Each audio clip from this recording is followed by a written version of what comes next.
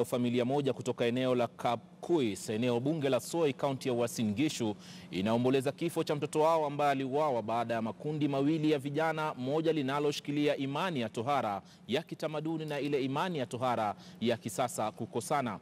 Marehemu Mathew Kipruto alipigwa rungu kichwani na kufariki kwenye zogo hilo. Elvis Kosgei na maelezo zaidi.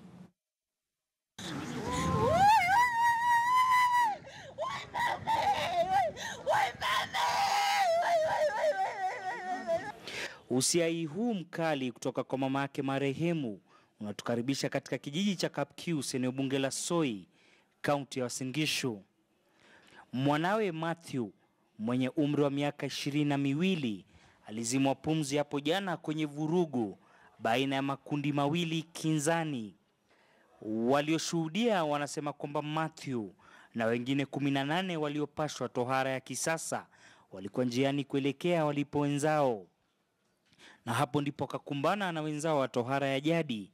Ghafla wakavamiwa na watu wasiojulikana. Tunauliza serikali wanitendee haki, kwa sababu sio mapenzi yangu huyo mtoto kuuawa. Nataka niombe serikali wanitendee haki.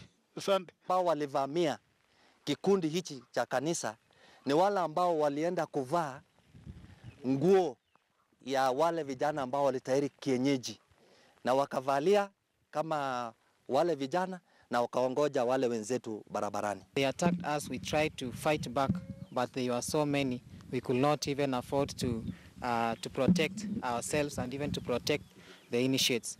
Marehemu anadaiwa kupigwa kichwani na kifaa butu, huku mwenzake akikatwa kwa upanga kichwani.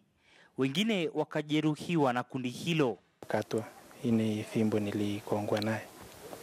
Mambo kama haya haijawahi kufanyika. Tayari vijana 10 wanazuiliwa kwenye kituo cha polisi cha Kapsoya. Don't know whether there was any incitement into this, but this is something unprecedented. It has never happened. So it's a serious thing. We are investigating.